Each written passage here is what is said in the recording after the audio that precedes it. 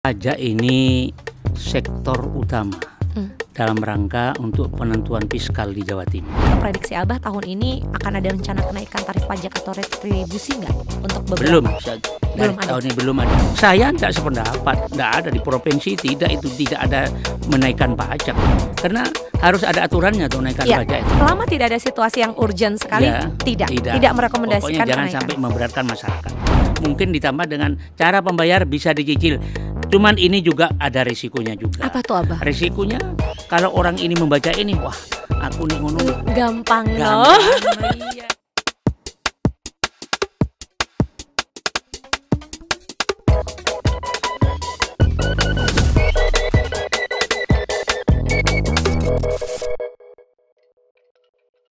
Halo sedulur Kompas TV, apa kabar hari ini? Mudah-mudahan sehat. Alhamdulillah saya bisa kembali menjumpai Anda dalam podcast saja, podcast Sapa Jawa Timur, persembahan Kompas TV.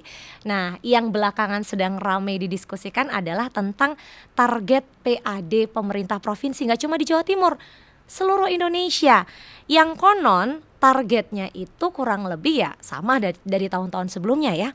Tapi pencapaiannya atau realisasinya akan berbeda, bahkan konon berpotensi mengalami penurunan karena ada kebijakan berkaitan dengan regulasi pemerintah pusat. Nah, hari ini kita akan bicara tentang ini.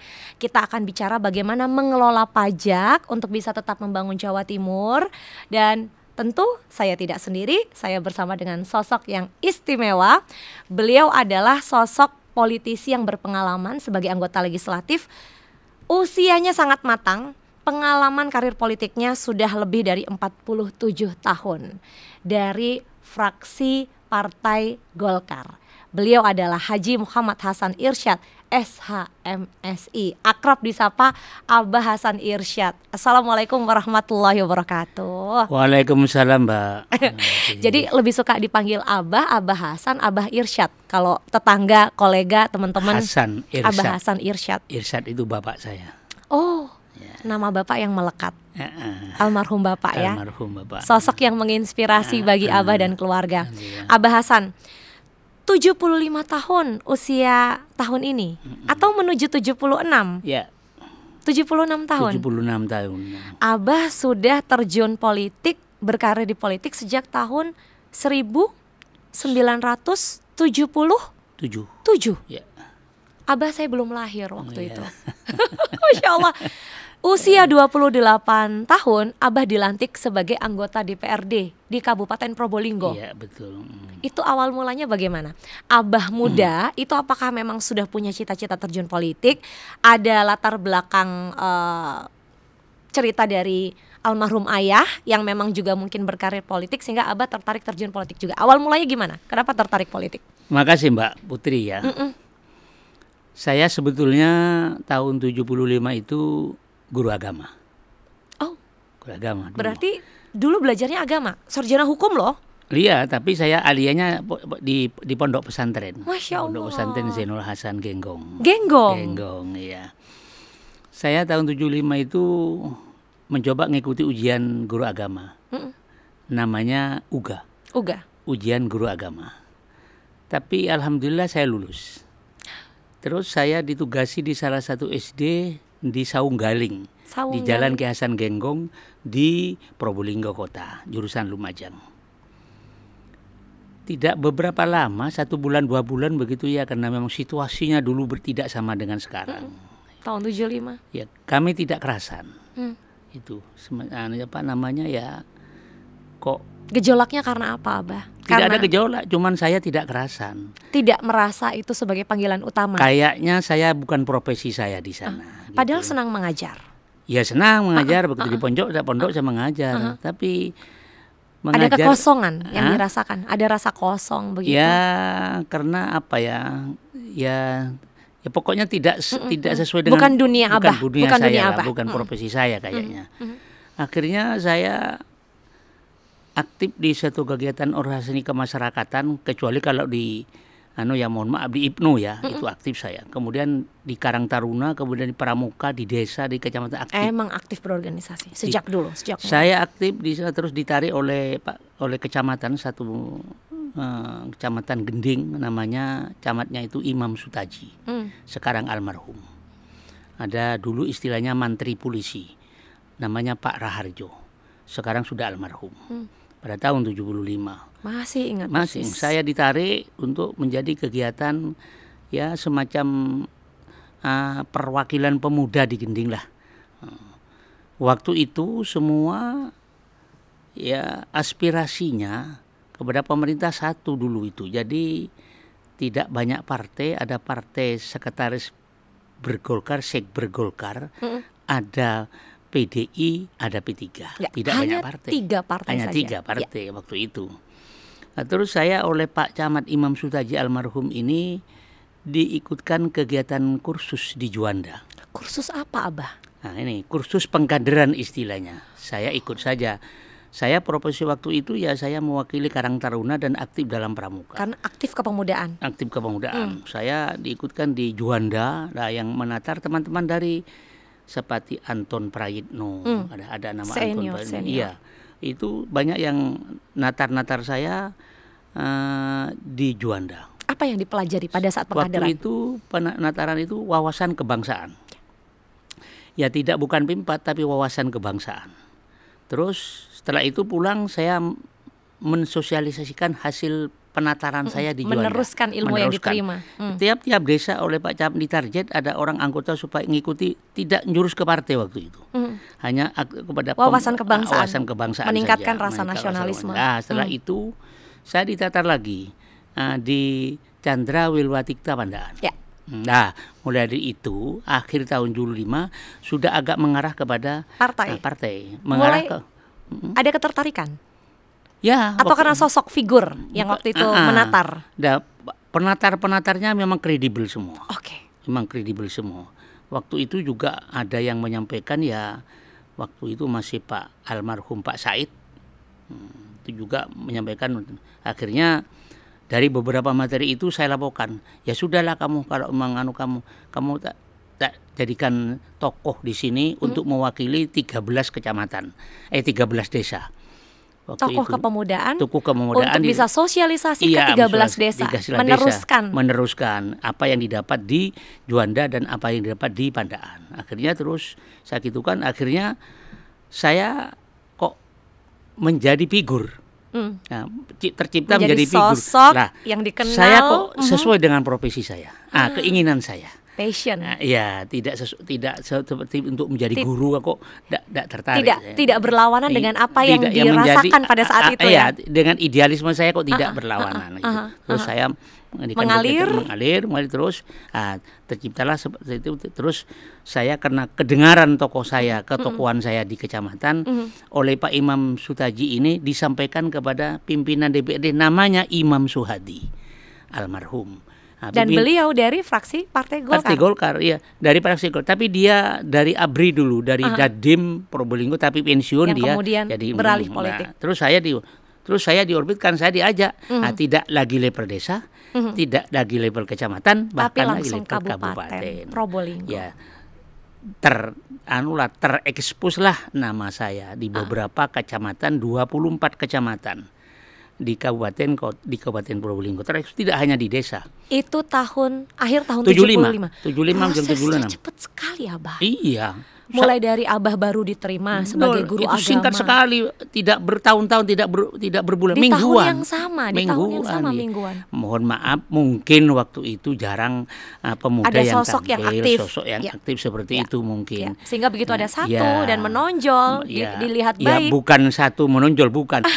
Kebetulan saja waktu itu saya kok saya yang di depan kebetulan saja gitulah. Akhirnya jadilah terus saya dicalonkan di anggota DPR waktu itu oleh Pak Imam Suhadi ini, kok dilala kepilih tahun 77.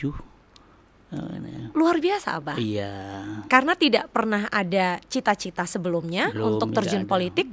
Keluarga Abah pun keluarga yang aktif justru di pesantren, pondok pesantren. Dan saya nih keluarga desa, keluarganya petani. Betul berangkat anak desa yang kemudian berkarir politik.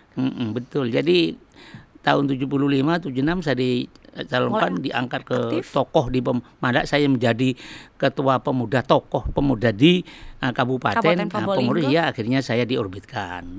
Saya kok dipilih. Tahun 77 kali pertama menjadi anggota legislatif DPRD Kabupaten Purbalingga. Abah kaget nggak? Sebelumnya mondok, jadi guru agama, aktif berorganisasi, kemudian menerima amanah sebagai anggota DPRD Kabupaten Purbalingga. Itu tahun pertama Abah, tahun 77. Apa yang Abah rasakan kali pertama? Kaget ya, tidak ya. Masalahnya mungkin Mbak Putri tahu sendiri ya, waktu itu Golkar kan tidak semerakyat sekarang. Boleh dibilang pada saat itu partai pemenang ya? Iya, pemenang. Suara mayoritas. Iya, suara mayoritas. Terkumpul di situ. Iya, tapi desa waktu itu, masyarakat pedesaan masih pro dan kontra dengan Golkar. Jadi saya di lain pihak, saya ini semacam diasingkan oleh kelompok masyarakat. Selain pihak, saya dibombong untuk tetap maju. Nah, antara pro dan kontra. Abah berada di tengah-tengah dalam situasi orang yang selama ini Abah kenal baik, kenal akrab, pelan-pelan menolak, menghindar karena melihat Abah sebagai sosok sekarang terjun politik. Tapi di sisi lain ada teman-teman baru yang merangkul Abah. Betul, Itu sempat dilema nggak sih, Bah? Sangat dilema gimana saya itu. Harus menempatkan diri. Untuk menempatkan diri di hadapan teman-teman yang sudah baik dengan saya siang malam. Tapi karena saya lari ke sana, dia menghindar. Kemudian ada orang yang baru muncul dengan saya. Dia tidak pernah kenal dengan saya, tiba-tiba tapi menjadi karib. Menjadi karib, sahabat dengan saya. Ini saya pelan-pelan. Saya pelan-pelan, saya kalipun ditinggal, saya tidak mau meninggalkan diri. Tetap saya ngadakan pendekatan dengan ini. Satu saya adakan pendekatan. Kalau yang baru sudah biasa lah.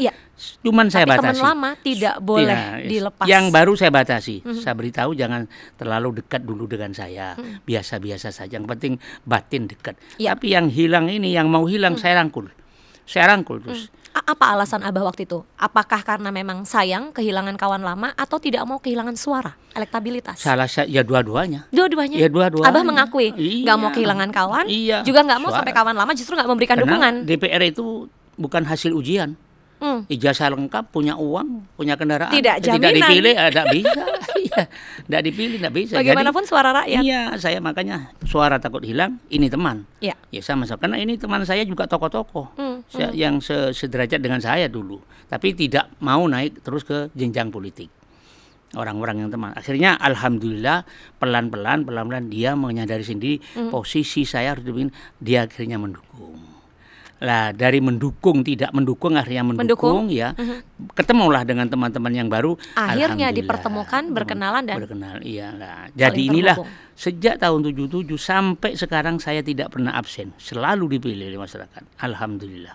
Tidak pernah jeda satu periode, enggak. Jadi 77 kemudian 98 sejak tahun 77 sampai 2024 kemarin pemilihan 2004 kemarin ya alhamdulillah. Abah selalu terpilih. Mulai dari Kabupaten Purbalingga kemudian beralih ke DPRD Provinsi Jawa Timur.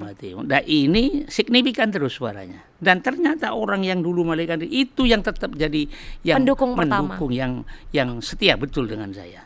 Tapi saya posisi bukan sekaligus tokoh masyarakat saja. Setelah saya di DPR, saya memposisikan lain kepada bapak beliau ini. Apa yang menjadi kepentingan saya perhatikan secara serius. Jadi artinya ketika sudah terpilih dan kemudian mendapatkan kursi, bukan kemudian meninggalkan para pendukung, tidak. Itu komitmen Abah. Iya, komitmen saya itu. Saya dengar Abah punya satu kegiatan rutin namanya malam Seninan. Oh iya. Saya dengar selama Abah posisi masih di dalam wilayah Indonesia, artinya Abah masih memungkinkan pulang ke Probolinggo, Abah bakal bela-belain balik pulang. Mau itu Jakarta, mau itu lagi ada di Sumatera, bahkan Aceh sekalipun, Abah bela-belain pulang demi bisa menghadiri kegiatan malam Seninan itu.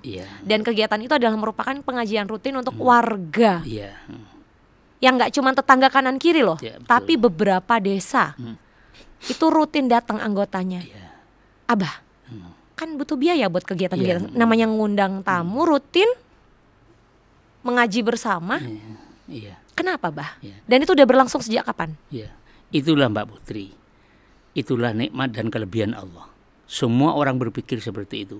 Orang masyarakat desa kalau tidak diundang, tidak disediai makanan, tidak disediai transport, biasanya sulit datang. Iya, kalau hanya untuk ngaji saja. Iya betul. Kecuali kalau nerima BLT. Itu betul. Iya. Betul. Nah, alhamdulillah saya memang fadlun minallah. Betul ini. Saya memang bersyukur tidak kurang-kurang. Saya punya jamaah itu pertama itu 23 tahun yang lalu itu hanya 20 orang. 23 tahun awal memulai 20 orang jemaah saja. pengajian rutin malam Seninan ini hanya 20 hanya orang. 20 orang. 20 orang itu adalah gelintir. 20 orang itu adalah siapa? Tetangga kan? Dan keluarga. Yang mau hadir. Iya, memang saya ajak keluarga. Ayo kita ngadakan ada pengajian rutin. Iya, tiap pertama malam Selasaan, bukan awalnya malam Selasa. 20 orang terus. Malam Selasa datang 20-an. Malam Selasa lagi datanglah menjadi 40. Nambah. Datang menjadi Malam 100. Terus gitu. Akhirnya sampai kepada 1.500 itu lama. Itu sudah melebas ke luar desa sudah. Nah, itu saya tidak ada promosi apa-apa. Sekali datang 1.500 orang, Mbah? Iya, tidak saya promosi apa-apa, tidak saya lewat jalur media sosial hari ini. Tidak. Oh ya? Tidak saya transport ini untuk naik ke. Mohon maaf Mbak Putri, datangnya orang itu kalau di desa seperti ada pasar hewan Sabtuan, ada Rebuan, itu kan sapi itu kan naik pickup. Iya. Nah, ini teman-teman ngaji ini naik pickup di belakang. Masya Allah. Ya ada satu pickup yang besar itu isinya 22. Semua nangis, astagfirullahaladzim. Bapak-bapak yang datang Belani rawuh mau ngaji. Iya, ya Allah ya Rahman. Terus alhamdulillah. Dan saya tidak pernah di dalam pengajian itu ngajak diarahkan kepada politik, saya tidak pernah. Tidak. Walaupun Abah politisi, politik, tidak ada muatan politik di situ. Hanya saya memberikan contoh kepada jemaah bahwa pemimpin yang baik itu begini loh, begini. Dan jemaah yang sakit tidak pernah saya datangi. Kalau saya dikabari sakit. Ya. Dan saya siapkan ambulan untuk ke rumah sakit. Setiap jemaah yang meninggal saya di depan. Masih saya datangi.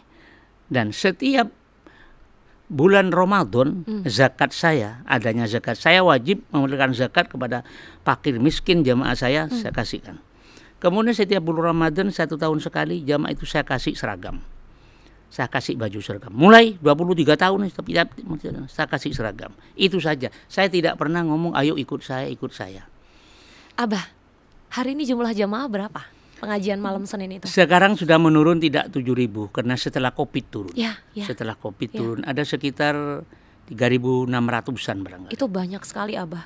Berarti Abah harus menyiapkan tempat khusus untuk bisa memang nyaman bagi 3.600-an. Ada musola di sana itu, ada halaman saya lahir itu lebar. Kemudian itu spesial sudah kalau malam Senin itu mesti tutup jalan. Orang jualan sudah 6 Senin jualan, maka tidak bisa libur saya. Itu kan meningkatkan ekonominya masyarakat. Ada jualan tahu, betul. Ada jualan tempe, ada gorengan. Iya itu sudah tiap malam Senin. Jadi pertumbuhan perekonomian. Jadi mereka datang tidak terima uang transport, mereka datang bahkan mungkin makan juga konsumsi biaya sendiri. Iyalah. Niatnya betul-betul bertemu, berkumpul, berdoa, mengaji bersama, silaturahim, dan di saat yang sama pertumbuhan ekonomi masyarakat di daerah itu bertumbuh. Iya. Sekalipun tidak semuanya, sebagian masyarakat artinya yang semua aktivis dalam dagang-dagang kecil itu betul menikmati dapat. Apa sih yang Abah cari dari kegiatan sosial ini? Saya memang ingin cari ridho Allah saja saya. Tidak ada lain saya. Cari ridho Allah. Jadi kalau eksesnya saya dipilih oleh, kecuali kalau mohon maaf Pak Fitri ya. Kalau sudah menjelang pilihan, besok pilihan ada pilihan presiden, pilihan ya sudah terserah Bapak Ibu-ibu yang mau milih apa. Iya Kiai saya milih siapa lagi. Itu saja. Jadi saya menempatkan jadi seorang figur yang menurut saya figur yang sederhana itu bisa diterima di kalangan masyarakat. Tanpa ngomong apa. Abah hidup sebagai Abah dengan karakter Abah, dengan hal-hal baik yang Abah yakini itu juga berdampak baik bagi masyarakat, dan dari situ masyarakat nyaman dan menyambut. Iya, alhamdulillah. Jadi akhirnya semua merasa terangkul ya Abah barangkali ya. seperti Insya itu. Allah, Ya, Masya Allah. seperti itu.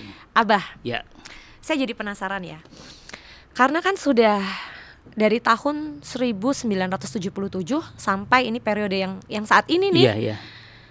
Kalau saya nggak salah hitung Abah itu sudah 11 periode menjabat. Benar ya, iya. 11 periode Abah. Di Probolinggo Abah itu sudah berjalan berapa periode? Iya. Di DPRD Jawa Timur sudah berapa periode Abah? Saya di Probolinggo 6 periode. Probolinggo 6, berarti di Jawa Timur 5 periode. Ini periode kelima. 5 jalan sekarang. Abah, gak bosen jadi anggota legislatif? Banyak yang bilang, wah usia 70-an itu enak kumpul sama cucu, main-main sama cucu. Apalagi Abah punya kegiatan, ada jamaah 3.600. Ini Abah terus berkegiatan, terus produktif. Abah gak ada capeknya? Ya mohal lah kalau gak capek. Iya, mohal lah kalau gak capek. Pasti ada capeknya pasti ya. Capek. Pasti. Tapi kenapa memilih untuk terus berkomitmen terjun politik? Kalau orang sudah komunikasi dengan masyarakat dan masyarakat sudah menikmati apa yang memang manfaat dari yang perjuangkan itu. Suara masyarakat itu Pak, jangan Pak. Saya pernah saya istirahat, jangan dulu Pak Kiai, jangan dulu. Ya mohon maaf nyebutnya saya Kiai orang-orang itu. Di sana. Masya Allah. Ya, di sana di pedesaan itu jangan dulu Pak. Siapa nanti akan bantu madrasah, bantu masjid, bantu mushola, bantu paping, bantu pelengsengan. Jadi yang mendorong Abah untuk tidak pensiun dari posisi anggota legislatif justru ini aspirasi masyarakat, requestnya warga. Aspirasi masyarakat, iya. Ya, setelah kita realita, waktu pilihan, mereka melihat bahwa apa yang Abah janjikan betul-betul Abah wujudkan, Abah perjuangkan untuk wujudkan. Itu kuncinya di situ. Jadi amanah itu terus ada. Terus satu lagi Bah, Abah kan tahun ini usia 76 ya, kelahiran Juli. Biasanya Abah mohon maaf ya, orang kalau udah umur 70-an itu pikun Bah. Maaf nih. Abah tadi cerita semua detail, bahkan nama-nama almarhum sosok-sosok yang berjasa dalam hidup Abah. Itu Abah masih ingat persis dari tahun 75 sampai dengan hari ini. Abah daya ingatnya bagus sekali. Ya alhamdulillah. Alhamdulillah. Memang ini juga nikmat juga yang saya syukurin juga. Artinya kalau ada warga yang ketemu Abah, sampai tadi kawan-kawan Kompas TV, Abah masih ingat betul kawan-kawan kami. Kalau ya memang ya kebetulan saja. Bukan karena saya memang mulai kecil tidak ngopi. Oh, oke. Ini soal gaya hidup yang baik ya. Satu, tidak ngopi. Tidak ngerokok. Tidak merokok. Nah, rokok mulai kecil. Abah maaf, berarti pengajian gak ada rokok udah juga? Ada. Wah kok bisa Bang? Belum bisa. Kok bisa? Nggak ada rokok, nggak ada es, saya tidak pernah es. Ya Abah jaga kesehatan betul ya. Olahraganya apa? Olahraga saya setelah subuh dulu badminton. Badminton. Tapi sekarang sudah usia tidak bisa, hanya jalan. Dan kebetulan di rumah itu ada lantainya atas 2 gitu ya, sederhana. Saya kalau memang waktu butuh hujan itu saya setelah subuh pasti saya memanfaatkan naik turun tangga. Olahraganya itu? Iya, naik turun tangga. Itu aja, saya tidak lari-lari kemana-mana lagi, enggak, ya itu cuma. Dan ya mohon maaf, rutin-rutin yang biasa saya laksanakan lah. Rutin termasuk sedekah pasti. Ya harus itu. Wajib kalau itu wajib. Harus wajib ya. Tiap hari tidak luput dari sedekah pasti. Sedikit banyak itu urusan situasi dan kondisi saja. Ya. Aduh Abah, ini saya belum lama ngobrol sama Abah sudah banyak cerita kehidupan yang saya dapat. Nah ini kayaknya udah waktunya nih saya buat ngajak Abah ngobrol soal tema kita hari ini ya. Kita bicara tentang mengelola pajak membangun Jawa Timur. Pertama, ini ada data yang saya baca, pemerintah Provinsi Jawa Timur kan menetapkan target PAD tahun ini 2025 itu nilainya 2,28 triliun rupiah. Ini data yang kami baca ya Abah ya.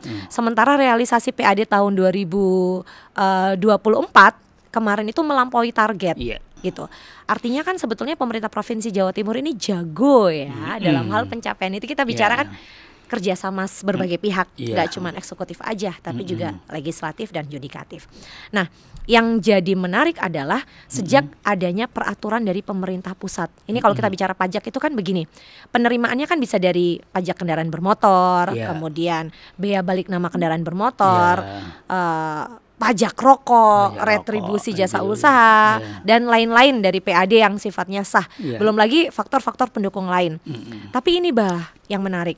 Karena mulai ada regulasi dari pemerintah pusat bahwa sebagian itu terserap ke pusat begitu ya, sementara yang larinya ke pemerintah provinsi itu nominalnya tidak sebanyak biasanya. Mulailah harus cari strategi yang tidak membebani warga. Tapi di beberapa daerah mungkin Abah Pirso mengikuti ada bupati menaikkan pajak bumi dan bangunan yang kemudian diprotes oleh warga. Bahkan ini lagi rame. ada wacana mau dimakzulkan begitu. Nah, Abah melihatnya gimana? Abah kan punya perjalanan 11 periode DPRD. Abah melihatnya terkait pajak ini bagaimana sih? Apa yang kalau regulasi itu kan pasti sifatnya berubah ya setiap waktu. Artinya pemerintah mau nggak mau harus, pemerintah di daerah khususnya mau nggak mau harus siap mendukung keputusan pemerintah pusat. Tapi dari perspektif legislatif nih DPRD, Abah melihatnya bagaimana? Ketika target PAD tahun ini kemungkinan susah untuk dicapai 100% karena adanya peraturan yang sifatnya mengikat. Abang ngeliatnya gimana? Strategi pemerintah provinsi untuk bisa tetap mengejar PAD supaya dapat di angka yang diharapkan, dan di sisi lain tidak membebani warga, gitu. Tidak menaikkan sampai lebih dari 200% gitu pajak-pajak yang bisa diserap oleh pemerintah provinsi. Itu bagaimana Abah melihat situasi ini? Makasih. Pajak ini sektor utama dalam rangka untuk penentuan fiskal di Jawa Timur. Jadi setiap tahun anggaran mesti yang dominan adalah sektor pajak. Di Jawa Timur, saya bicara di Jawa Timur.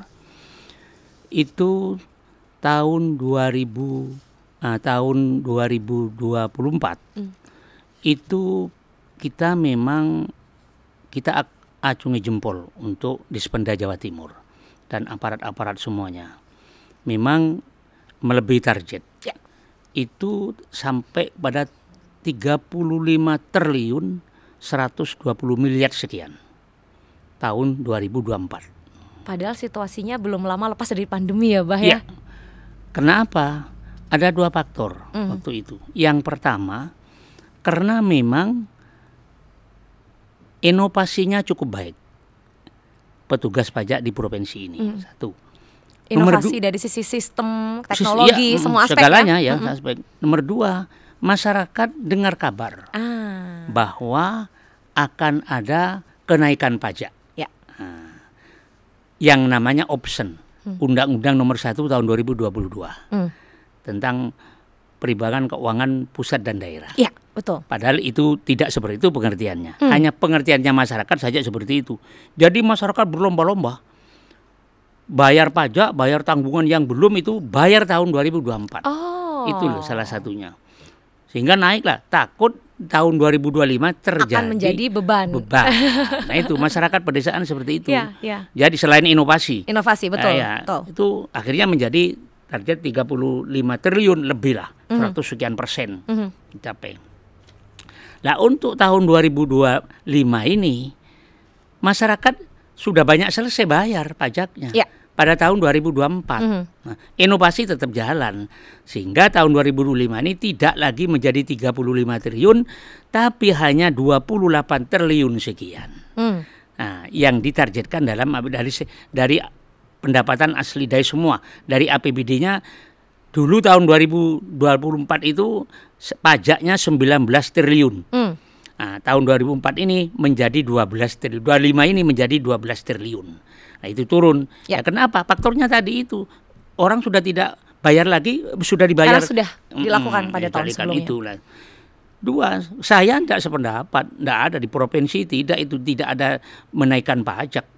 Jangan pemerintah itu baik provinsi maupun daerah. Provinsi daerah. Abang nggak setuju? Nggak setuju. jangan sampai ada kenaikan pajak membebani masyarakat. Inovasi bagi orang masyarakat yang nunggak pajak bertahun-tahun itu diintensifkan ditagih.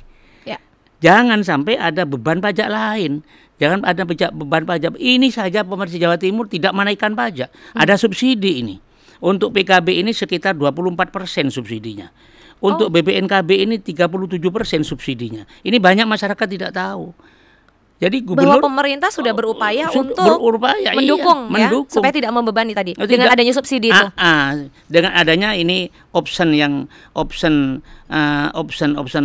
PKB dan BPNKB ini agar supaya di Jawa Timur kan dari 19 miliar hilang 11 triliun hilang 4 triliun 250 miliar. Dari option ini, dari Undang-Undang Nomor 1 ini. Nah, dan itu bukan angka yang sedikit 4 triliun. Tapi diperkenankan untuk naikkan enggak, tapi tidak Gubernur Jawa Timur dengan teman-teman sepakat untuk tidak naikkan pada masyarakat Jawa Timur. Nah, gimana caranya? tetap dalam sektor pajak ini kita kasih fasilitasi kepada masyarakat, tapi inovasi.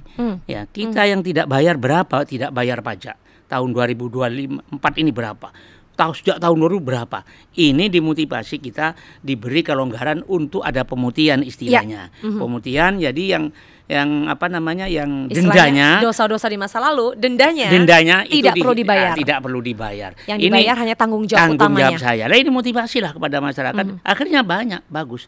Dan sekarang ada sistem e-Samsat. E-Samsat ini sekarang masyarakat tidak usah datang ke secara fisik ke Polres, ke Samsat, tidak usah. Di rumah saja kalau sudah ahli bisa digital, bisa bayar. Bisa. Sangat memudahkan ya, Bah, tanpa antri, tanpa harus datang langsung. E-Samsat itu. Nah, e-Samsat itu sistem administrasi manunggal satu atap. Ya. Satu atap. Nah, di dalamnya itu ada Dispenda, ada polisi, ada jasara harja. Di dalamnya itu. Nah, itu. Jadi masyarakat 3 ini sekarang harus kompak, rukun, bersatu. Tritunggal ini. Nah, karena ini jangan sampai memberatkan kepada masyarakat. Masyarakat datang kurang lengkap KTP, jangan terlalu dipermasalahkan. Yang penting bawa duit, mau bayar pajak. Nah, itu kita sorangkan sebenarnya itu. Kalau masyarakat ini bayar nyicil, terima saja.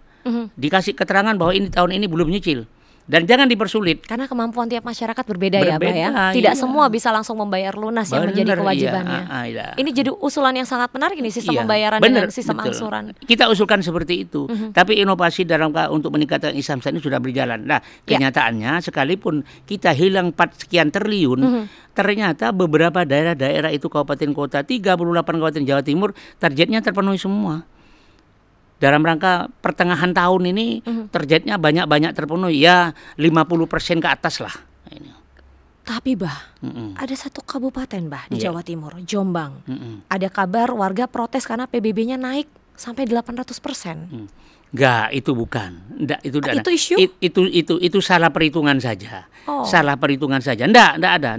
Kalau di Jombang enggak ada. Saya sudah dipastikan, datang. Sudah dikonfirmasi. Sudah dipastikan tidak ada. Jadi tidak ada tuntutan penaikan PBB sampai 800%. Enggak ada. Itu enggak boleh begitu, enggak boleh lagi untuk menaikkan pajak dari sektor pajak, enggak boleh. Artinya pemerintah provinsi baik eksekutif maupun legislatif memang sudah memberikan arahan kepada kepala daerah, kabupaten kota, seluruh Jawa Timur, bahkan juga mungkin berlaku untuk daerah-daerah lain ya, tidak boleh ada kenaikan pajak yang membebani masyarakat. Justru kalau pengen membantu menutup PAD yang menurun itu dari pemutihan salah satunya strateginya. Itu saya kira tidak Jawa Timur, seluruh Indonesia dianjurkan untuk jangan sembarangan menaikkan pajak. Karena harus ada aturannya tuh naikkan pajak itu. Naik pajak nanti ada aturannya, itu tidak sembarangan menaikkan pajak. Tidak asal menaikkan pajak.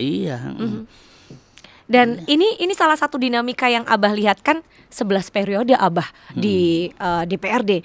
Abah melihat, pernahkah kondisinya PAD itu menurun lalu bisa selesai dengan menaikkan pajak begitu? Tidak kan? Itu bukan opsi, itu bukan pilihan. Tidak. Sejak dulu tidak pernah jadi opsi ya. Tidak pernah kecuali pajak itu memang situasinya mungkin berkaitan dengan inflasi, lalu kebijakan yang masyarakat paham situasinya. Itu asalkan itu sesuai kesepakatan bersama tidak masalah.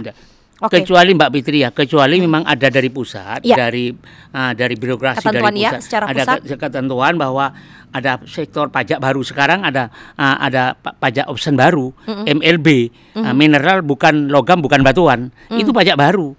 Pajak baru itu, jadi pajak baru yang bisa diterapkan oleh kabupaten kota, tapi 100%, provinsi hanya 25%.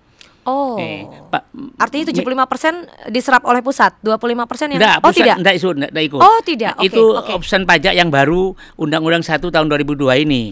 Tapi ini yang mungut mineral bukan logam bukan batuan ini kabupaten kota. Yang mungut. Mineral bukan logam bukan batuan. Contohnya apa seperti ya, Pak? Seperti pasir lah. Seperti pasir putih itu. Seperti pasir. Pasir yang digunakan bahan untuk bangunan. Itu. Dulu tidak kena pajak, sekarang kena pajak. Seperti tol-tol.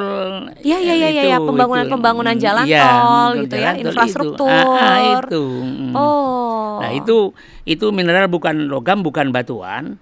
Itu memang option pajak baru untuk Jawa Timur tahun anggaran 2025 sekarang ini hanya dianggarkan 65 miliar untuk 38 kabupaten karena tidak semuanya ada mineral logam dan batuan itu. Itu jadi Untuk kabupaten kota memperoleh dari 100%, umpama dapat 1 juta, yang 750.000 itu miliknya kabupaten kota, sedangkan 250 ke masuk provinsi. Itu aja. Wah, ya. itu fair sekali kalau seperti itu. Iya. Oke. Option baru itu. Oke. Artinya kalau itu berjalan, yang tadi dikhawatirkan penurunan PAD bagus sekali. Bisa jadi naik, bisa membantu mendongkrak bisa juga. Menutupi kekurangan PAD yang ditarget. Iya, Dan kalau ini bisa berjalan dengan baik, tidak menutup kemungkinan ketentuan ini berlaku untuk tahun-tahun berikutnya juga. Dan akan berlaku itu sudah undang-undang. Ya, berlaku mulai tahun 2025 ini. Iya, mulai tahun 2025 ini. Sama dengan option kan tanggal 5 Januari 2005 option berjalan. Ya. Pajak baru ini juga baru ini berjalan ya. Bersamaan dengan itu. Ya. Bagaimana dengan tanggapan Abah kan di Komisi C DPRD Jawa Timur ya, cukai rokok. Ya. Abah ada tanggapan nggak tentang cukai rokok? Dana DBH, dana bagi hasil cukai rokok ini ya. Jawa Timur ini besar sebetulnya. Jawa Timur yang diambilkan ke pusat itu sekitar 300 triliunan begitu ya, untuk cukai dari yang disumbangkan oleh pemerintah. Insya Allah terbesar ketiga setelah se-Indonesia setelah mana ya, Kalimantan mana ketiga. Cuman ya memang masih aturannya seperti itu. Ya. Cuman yang turun ke Provinsi Jawa Timur ini baru sekitar 3 triliun saja, 3 triliun,33 sekian. Itu pun tidak semuanya masuk dana bagi hasil cukai rokok ini masuk pada provinsi. Provinsi hanya tahun ini kebagian 965 miliar. Kok selisihnya jauh, Bah? Jauh. Nah, kemana sisanya? Ini dibagi ke kabupaten kota yang memang ada cukai rokoknya. Artinya kabupaten kota yang di tempatnya memang ada perusahaan rokoknya. Banyak ya, Bondowoso, Jember, Ponorogo, Madura, iya. Sip. Tapi apa yang Abah dengar terkait cukai rokok ini dengan nilai penerimaan sekian, berarti kan artinya kabupaten kota lebih bisa merasakan. Lagi-lagi ya, tadi ya contoh ya, 25% provinsi, 75% kalau untuk batuan yang bukan mineral itu lebih besar untuk kabupaten kota. Termasuk juga cukai rokok ini lebih besar juga untuk kabupaten kota. Tidak tentu lebih besar karena dibagi rata ya. Maaf. Baik. Ya, oke. Bah, ada usulan nggak terkait strategi mengelola pajak dan bisa tetap membangun Jawa Timur dalam situasi yang masyarakat tidak mungkin dinaikkan pajaknya, tapi apabila nanti ada kekurangan, pos-pos kekurangan itu tetap terisi. Selain tadi dengan inovasi, pemutihan, kemudian pajak baru yang mulai berlaku ini, kalau dari sejauh pandangan Abah apa? Selain inovasi ya Mbak ya, inovasi jadi sekarang ini sudah mulai turun. Saya sudah salut dengan gerakan Bapenda di Jawa Timur ini ya. Jadi sekarang kan di desa-desa itu ada kegiatan BUMDes, Badan Usaha Milik Desa. Kemudian ada Koperasi Merah Putih juga. Nah ini sekarang masyarakat, ada petugas pajak ini tidak nunggu di kantor, ini menjemput bola. Ada yang namanya Judes ini jujuk desa. Dalam rangka untuk meningkatkan pajak datang ke sana. Ini judesnya seru kalau yang ini ya. Mau kalau dijudesin yang ini. Inovasi itu di Blitar, Pak. Judes itu. Inovasi seperti ini jadi. Nah, kemudian selain inovasi seperti ini, tak mungkin akan nutupi 4 sekian triliun. Kita efisiensi. Jadi harus imbang. Belanja kita yang biasanya menggunakan 35 triliun dan sekarang hanya 28 triliun, yang mana yang lebih urgent itu didahulukan. Yang tidak urgent kita kurangi dulu. Yang di dinas-dinas itu, ini kurangi dulu, ini. Sehingga pendapatan imbang, balan. Pendapatan masuk tidak tercapai, tapi belanja tercapai. Nah, kenapa? Dikurangi belanja ini. Nah, ini namanya balan, artinya balancing untuk menjaga keseimbangan. Jadi masuk dan pengeluaran. Alokasinya betul-betul tepat sasaran. Dan itu kan berarti ujungnya efisiensi ya, Bah ya. Nah, itulah kenapa alasan OPD kawan-kawan di dinas harus lebih strategis lagi menentukan program-program kerjanya di tahun ini khususnya ya, supaya efisiensinya berjalan optimal. Nah, saya nyambung lagi nih, Bah. Berkaitan dengan tarif pajak atau retribusi. Dari waktu ke waktu kan beberapa kali sempat mengalami kenaikan. Kalau dari prediksi Abah tahun ini akan ada rencana kenaikan tarif pajak atau retribusi nggak untuk beberapa? Belum ada. Tahun ini belum ada. Tidak diusulkan juga oleh DPRD. Saya selaku komisi tidak usul untuk menaikkan pajak dan tidak usul menaikkan retribusi. Seandainya ada wacana itu, Abah akan menolak? Ya, kita melihat perkembangan. Oke. Nah, artinya terbuka untuk situasi, tapi selama tidak ada situasi yang urgent sekali, tidak merekomendasikan pokoknya jangan kenaikan. Sampai memberatkan masyarakat. Karena memang kondisi perekonomian hari ini harus diakui. Itu, iya. Itu. Abah, karena pemungutan pajak dan retribusi ini tadi Abah sampaikan ya, Abah mengapresiasi pekerjaan kawan-kawan di Dinas Pendapatan, baik provinsi maupun kabupaten kota. Bentuk pengawasan DPRD itu seperti apa kalau buat teman-teman? Apakah cukup dengan datang, ketemu, berbincang, melihat data, atau juga melakukan cross check lapangan langsung? Iya. Makasih Mbak Putri. Jadi fungsi DPRD itu ada 3. Fungsi pengawasan, fungsi legislasi membuat aturan, perda, fungsi budgeting, menyusun anggaran, itu kan anggaran. Nah, fungsi pengawasan kita ini tidak hanya datang ke lokasi, ke tempat. Fungsi pengawasannya ada beberapa bentuknya. 1, pengawasan itu bisa lewat dengar pendapat. Dinas yang terkait dengan komisinya, saya komisi C, Bapenda, kemudian Bapeda, kemudian keuangan, kita undang. Nah, Pak, sejauh mana posisi ini? Masuknya pajak sudah berapa? Targetnya berapa? Kok bisa tidak sampai sekian persen dong sudah bulan sekian ini? Gimana? Itu bentuk pengawasan. Itu salah satu bentuk pengawasan. Pengawasan. Dan itu terjadi setiap bulan atau setiap pertemuan itu? Rutin. Tiap bulan pasti ada. Setiap bulan pasti ada. Itu bentuk salah satu komisi. Kemudian ada kunker yang disebut tadi, Pak. Kunjungan kerja. Di mana umpama kok di keuangan di Dispenda. Dispenda kita ke Jombang suatu misal. Kok ada informasi penaikan pajak di sana. Nah, kita ngadakan pengawasan sejauh mana? Kita datang ke Samsat, kita datang ke UPT sana. Nah, tanya bagaimana tata cara penarikan pajak. BPKB bagaimana, BPNKB bagaimana, PBBKB bagaimana, MBLB-nya bagaimana, pajak air permukaan bagaimana, pajak air berat arat berat ya apa, itu ditanya. Itu salah satu bentuk pengawasan. Termasuk cross check ke warga yang sedang melakukan atau hadir di Samsat misalnya. Ya, dengar suara dan aspirasi kemarin secara saya langsung. Di Sidoarjo itu ke Samsat, saya tidak langsung kepada Samsatnya, tanya kepada petugas, kepada warga yang sedang mengantri. Pak, sudah berapa Bu mulai tadi ngantri? Mulai jam 9 Pak.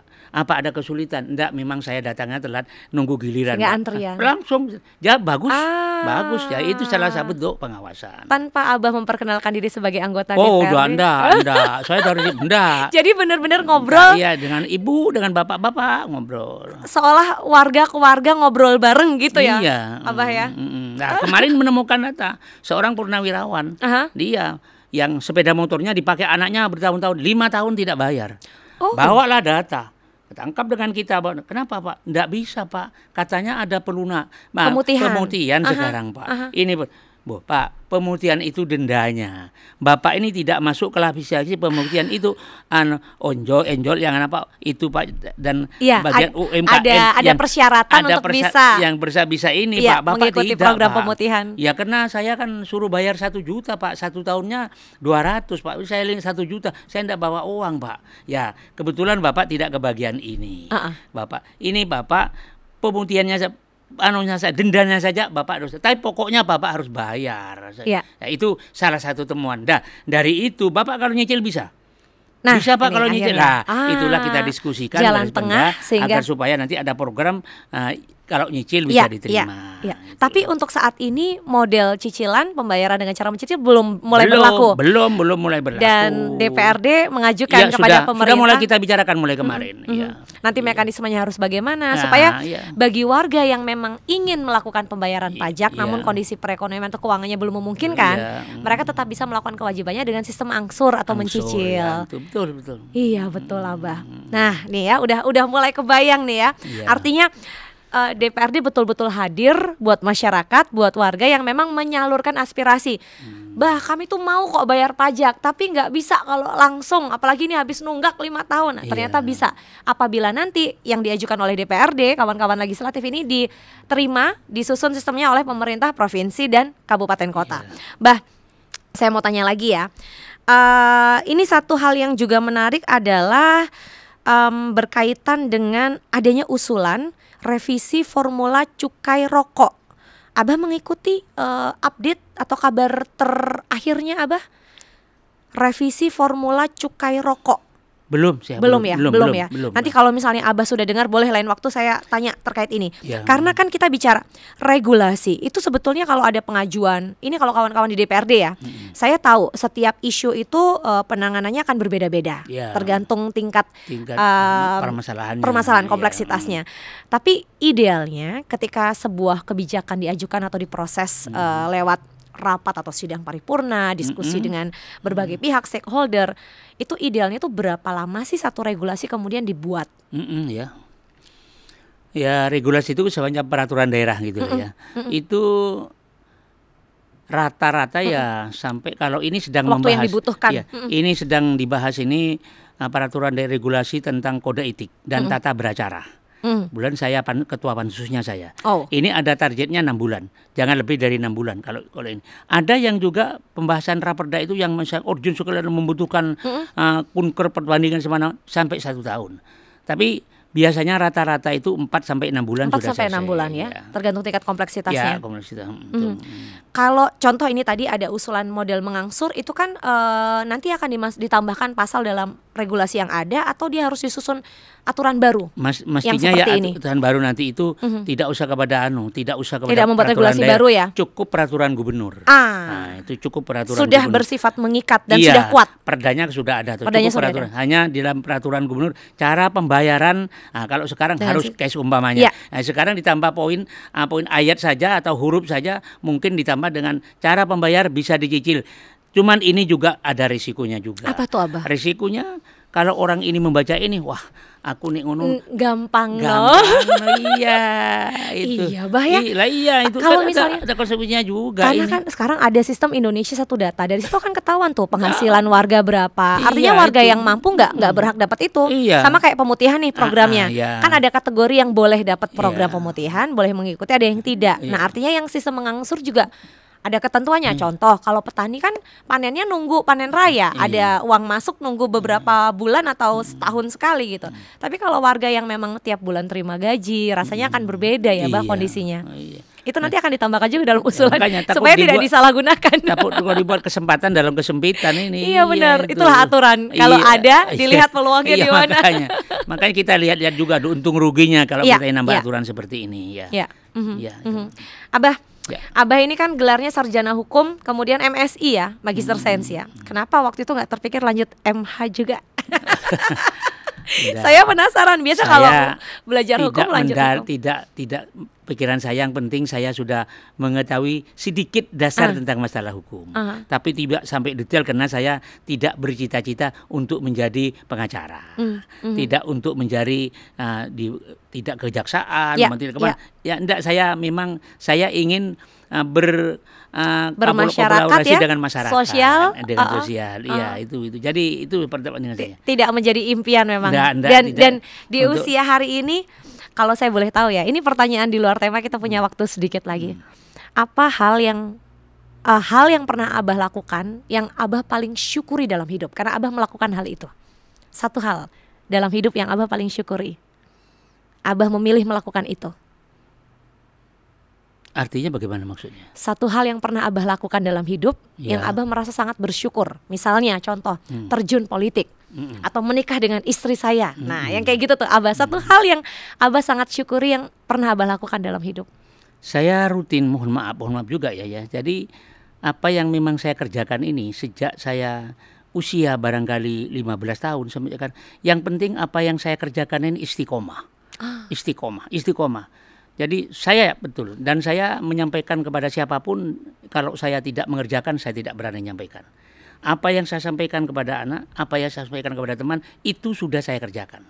Dan saya istiqomah mengerjakan sesuatu, itu yang memang untuk kepentingan dunia dan akhirat, itu sejak 15 tahun sampai sekarang ini memang istiqomah. Selalu berjalan. Artinya Abah, apa yang pernah Abah berani janjikan, pasti akan Abah lakukan. Kalau Abah tidak merasa Abah bisa melakukan itu, Abah tidak akan menjanjikan itu. Tidak. Itu seorang Hasan Irsyad seperti itu. Sampai dengan hari ini. Alhamdulillah. Masya Allah. Abah, 11 periode yang paling berkesan, Ya. periode yang mana? Yang paling berkesan itu periode transisi. Transisi dari Transisi mana ke mana? antara Orde Baru Iya. dengan Orde Reformasi. Berarti tahun 98. Ya, 98. Karena Kenapa jabatan saya berkesan? waktu itu dikurangi. Mestinya Masa saya 5 bakti. tahun. Masa bakti yang seharusnya iya, 5 jabatan tahun. saya masa 5 tahun dikurangi 2 tahun setengah. Waktu itu Padahal modal politiknya besar. nah itu sangat sekali terkesan sekali bagi saya itu untuk situasi dalam perjalanan itu seperti itu. Dan dengan hiruk pikuk situasi, situasi yang, politik, ekonomi saat ya, itu. Betul itu. Kalau Abah sendiri melihat pemerintah zaman dulu, pemerintah hari ini kan semua pasti punya kurang dan lebihnya ya. Tapi Abah melihat sistem perpolitikan kita hari ini tuh menurut Abah ideal atau masih belum ideal? Ya, saya kok ya ideal lah misalnya. Dari waktu ke waktu semakin baik atau sama saja? Ya, tidak semuanya. Ada beberapa aspek ada beberapa yang memang baik, ada beberapa aspek yang masih sama. Yang masih sama, ada yang beberapa yang memang baikkan yang dulu. Ada yang beberapa yang memang sudah lebih baik, ada yang ya gitu memang situasinya seperti ini. Contoh yang sudah lebih baik apa? Satu hal saja. Contoh yang sudah yang sudah baik ya. Isu dulu masalah pangan. Pangan dulu sukses. Ya. Iya, sini dulu ketahanan pangan dulu yang digadang-gadang. Pada saat Orde Baru kan itu. Itu yang swasembada pangan. Swasembada pangan. Menurut Abah itu hal yang baik. Baik, swasembada pangan. Hari ini bagaimana? Nah, sekarang kan masih akan mulai lagi. Menuju. Artinya Abah mendukung kebijakan itu. Karena menurut Abah dulu pernah siapa kita yang capai. mimpin tapi kenyataannya seperti itu. Itu terjadi. Kedua, sekarang ada sekolah rakyat. Ya. Sekolah apa istilahnya ya? Ya, sekolah rakyat. Betul. Nah, itu dulu sudah ada SR. Sudah ada itu SD Impres di pegunungan itu dulu ada SD Impres. Ada sekarang sampai itu. Belum ada SD di mana-mana, di hutan-hutan itu tempat sudah ada SD Impres. Nah, sekarang ada SD rakyat. Ada SD rakyat. Itu kan semacam apa ya? Terinspirasi oleh dulu. Program yang menurut Abah memang baik di masa lalu itu kayaknya diteruskan sekarang. Ini benar baik. Pangan diteruskan salah satu saja. Itu ya. Salah satu saja. Abah Haji Muhammad Hasan Irsyad SHMSI, terima kasih atas waktunya. Ngobrol sama Abah 1 jam itu nggak berasa. Kayak cuma 5 menit. Saya dapat banyak hal sekali tentang hidup, tentang value, prinsip kehidupan. Saya juga dapat beberapa cerita tentang pilihan Abah untuk terus bergerak bagi masyarakat. Mudah-mudahan senantiasa sehat supaya bisa terus menginspirasi. Makasih Mbak Putri. Saya juga terima kasih Abah. Insya Allah nanti ketemu lagi, ngobrol-ngobrol seru lagi. Supaya apa yang Abah punya dan Abah pikirkan bisa disimak juga oleh sedulur Kompas TV. Terima kasih. Saya pamit dulu, kita sudahi. Tapi dengan cerita ini optimis ya, pajak bisa dikelola dengan baik dan kita bisa membangun Jawa Timur bersama-sama. Saya undur diri dan jangan lupa untuk subscribe, mengikuti YouTube Kompas TV supaya nanti ke depan Anda bisa terus update berita Kompas TV bersama kawan-kawan DPRD Provinsi Jawa Timur. Sampai jumpa. Terima kasih Abah.